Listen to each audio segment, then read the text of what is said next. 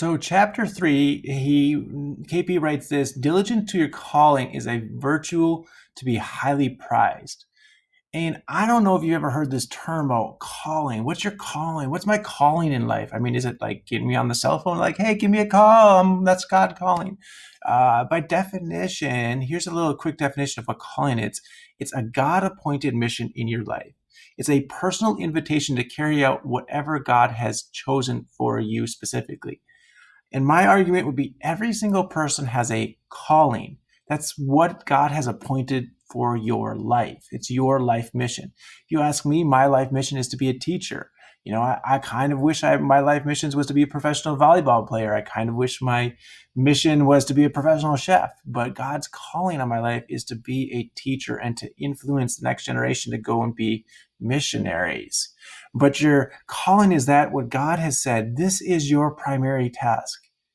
Now, there's a quick thing that we need to be careful is it is not your job or your career. That could also be your calling, because my calling, I think, is to train up the missionaries. Teaching feeds into that calling, but it's not necessarily the primary calling. See, sometimes if you're a preacher, people say, well, that's my calling. No, maybe it's your job or your career. Maybe you're an accountant, but your calling is prayer. Maybe your job is, or your career is to be a mother or a stay-at-home father, and your calling by God is to do homeless ministry on the weekend. So your calling is something that God gives you, puts in your heart, and says that in your heart it says, I want to do this for the rest of my life, because God gives us all those desires of our heart. So what is it in your heart that God has been saying, or you feel like God's saying, this is your calling? And here's the reality: you might not know yet, but over time, you'll see your calling come forth if you stick with the Lord. So don't be frustrated if you don't know now. For now, pursuing a job, pursuing marriage, pursuing a career is good, but be open to God's calling, because maybe God's also calling you to start a business that you're going to work with people overseas and get a chance to minister underage people groups, right? You just don't know where your calling is, but it'll come over time. Now, building into this, chapter 3 also talks about this idea of if you want to see your calling come forth, you need to focus. So here's a quick question. If a person is a high school student, or maybe let's say even a college student, let's go college student, who is more likely to go pro, become a professional athlete? Is it the one student who is playing 5 different sports? So they're playing, every 2 or 3 months, they're switching sports between baseball and then basketball, then soccer and so forth.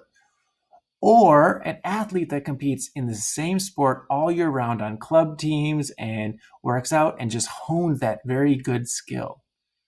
And what you'll find is the more likely a person is to go professional is if they narrow in on one specific task or one specific event per se. So I think of one of my coworkers, Joe Mauer, professional baseball player. In high school, he only played 2 sports, football and baseball, because they didn't overlap at all and he could focus on both. To be surprisingly, though, he was a phenomenal baseball player. Going out of high school, he was making $5 million a year. Then when he re-signed his contract, it was $25 million a year, not bad.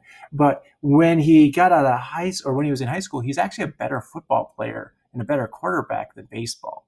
But he ended up liking baseball more, so that's why he ended up being a baseball catcher. But he didn't get that way just because he didn't do 10 sports, try swimming and frisbee and golf. He said, you know what, I'm good at these 2 sports. That's all I'm going to focus on. And not that just focusing on it makes you great, but it's one of those things. If you focus on one object or one item, it's more likely to succeed than trying to do 100 different things. People who are successful in business focus on business. People who are successful in education focus on education. And what you focus on is what you get better. It's this guy named Zig Ziglar, famous guy, wrote tons of books. He said this quote that I like. He said, "The lack of direction, not the lack of time, is our problem. Everybody has a 24-hour day." Did you realize that? You have the same amount of time in your day as the multi-billionaires or professional athletes or the person next door. Every single person, whether they're homeless or a billionaire, Famous or nobody's only has 24 hours a day. How you use those 24 hours a day will make a huge difference. And if we focus in and we use those hours, we can be successful, not only in the world's eyes, but also in God's eyes. If you want a quick, good book, pointing that way, there it is.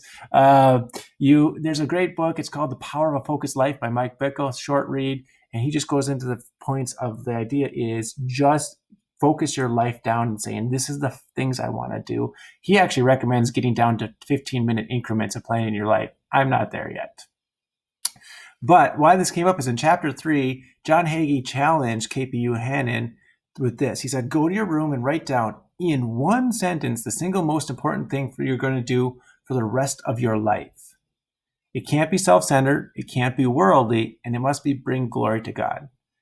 I challenge you that after you finish this video, would you do this? Would you sit down and just spend 2 hours, 3 hours, 4 hours, and write down in one sentence the single most important thing you are going to do with the rest of your life? You write down that one thing and focus on it and watch how God brings it about. Mine is to train up missionaries. You're part of that. Mine is to train up leaders. You're part of that. See, the thing is, write down what you want to focus your life on. It might change, right? But maybe you want to be the best flute player ever. Start practicing. You're not going to become the best flute player ever by just sitting around playing video games. But if you start practicing and getting coaching, you're going to be way better. Again, potentially becoming well-known and maybe even using it for the kingdom because you get invited into closed countries like North Korea that would say, come on in and share the gospel. Or well, no, don't share the gospel, but you can secretly share the gospel and because they invited you, I don't know, whatever. A focused life is essential to living a full life. If you want the fullest life, you need to live a focused life with it.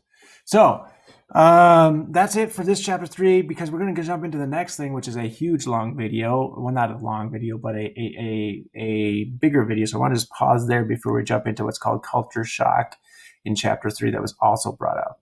But here's the thing. You have a calling, and if you choose to focus on that calling, then God will see to bring it about. And so I encourage you to start sitting down and saying, what do you want to focus on? What do you want to focus on this next few months, this next few years, the next decade? I know some of you are working and trying to get money for a car. Boom. That's a focus. You're just going at that. Some of you are going to say, you know what? I want to get into this such and such school. You're focused on that. And so start looking and saying, what do you want to be great at?